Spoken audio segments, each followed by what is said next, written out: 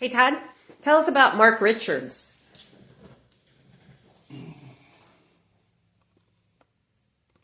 Definitely one of the smartest men in racing. There are three guys in racing that I revere as the smartest people there are.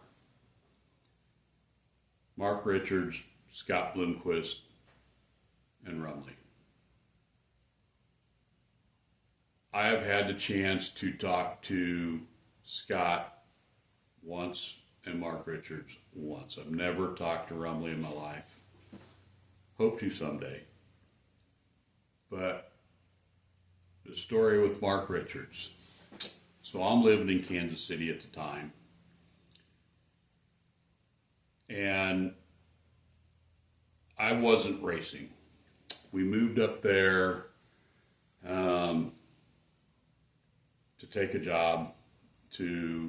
For a while, I was a consultant at auto dealerships in the shop side of things, and we moved up there. I guess we really didn't move up there for that job, but I ended up taking that job while I was there. Anyway, we're in Kansas City, and I meet a gentleman that has more money than any one man should have. And he loved racing. He was an ex-asphalt racer, run the Artgo stuff, All-Pro, ASA, for us, big-time asphalt stuff. And he had quit that and wanted to get into dirt racing at Lakeside, and he had some skyrockets. Anyway, we met this guy just at a bar. His pit guy's wife was our bartender, and she heard me and another buddy of mine talking about going to the races at Lakeside, and she just interrupted, and her husband helped the guy, and that guy just happens to be sitting right over here, and you should meet him, and we did. Well, next thing I know, we are going to build some race cars. I tell him, I've built race cars forever. I don't want to mess with those. I'd rather do something of my own. He wanted me to help him. And I'm like, I don't know anything about those. So at the time, my buddy was really good friends with Kelly Bowen. And we happened to volunteer to drive from Kansas City to Shinniston, West Virginia, and pick up a car for him and take it to Lakeside and deliver it to him. He was coming in for a race there, and he was going to pick it up there. And he paid us pretty good to do that. And while we were at Rocket, got to talk to a couple of guys there, and there was a Rocket modified at Lakeside that did pretty good.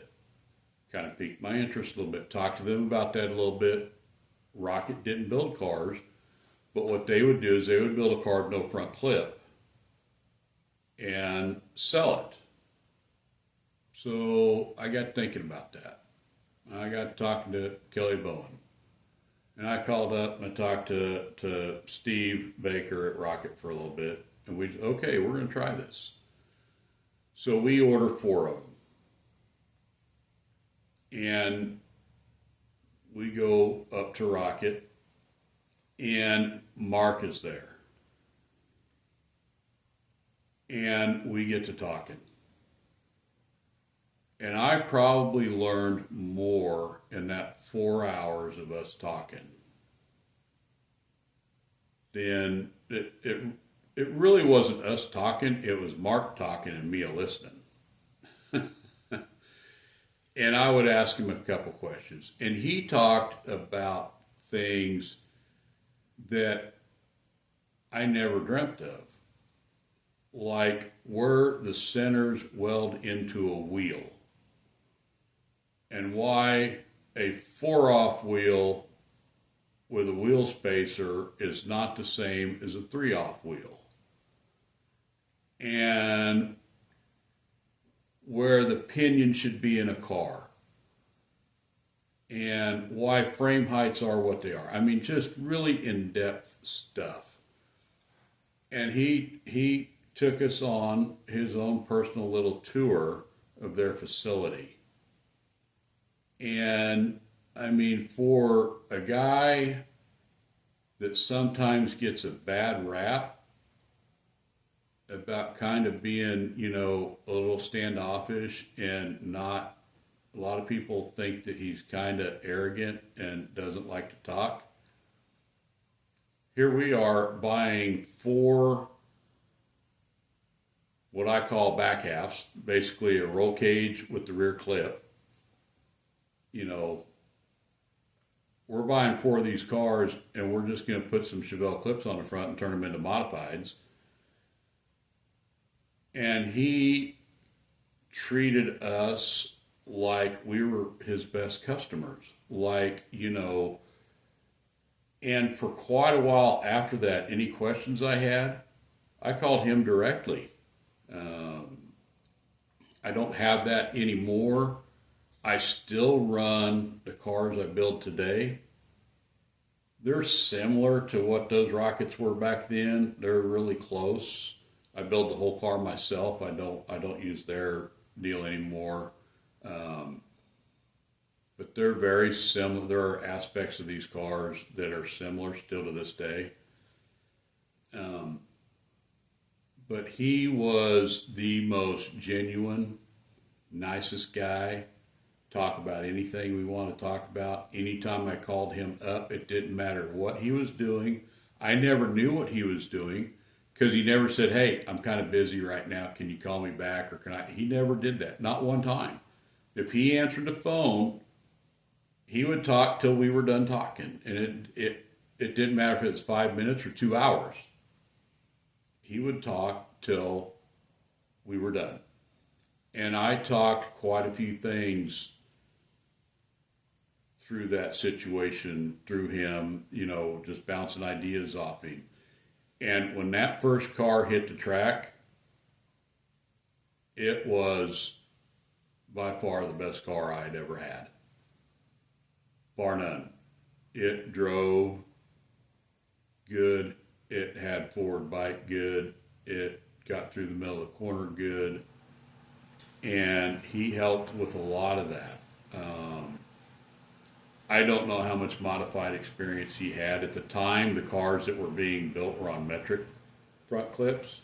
Mine was a Chevelle, which is pretty much apples and oranges. But he helped me on some caster gain stuff and some camber issues on the front end and some other stuff like that. And he was just very, very helpful. So my time with Mark Richards was fantastic. And to this day, if I ever had a late model, which we have one here in the shop, it's a rocket. We're turning it into a super stock. But I would have nothing but a rocket just because of the way I was treated then.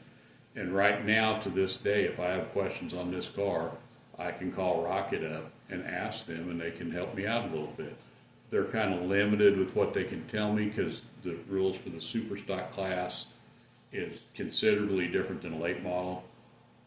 You know, we can convert an old late model over with some work, but they're still very, very, very helpful, very, very knowledgeable. So I have to say a tremendous thanks to Mark. He helped me at that time develop something that is still going on to this day. So like I said, my cars, if you came and looked at the Rocket late model and you looked at my modified sitting right next to it, you'd see a lot of similarities. So that's my story about Mark Richards. If you like what you see, give us a call. BRT Trailers, BRT Race Cars. We're on Facebook, brttrailers.com. Phone number is 316-570-2899. Give me a call. I'm happy to help with anything I can.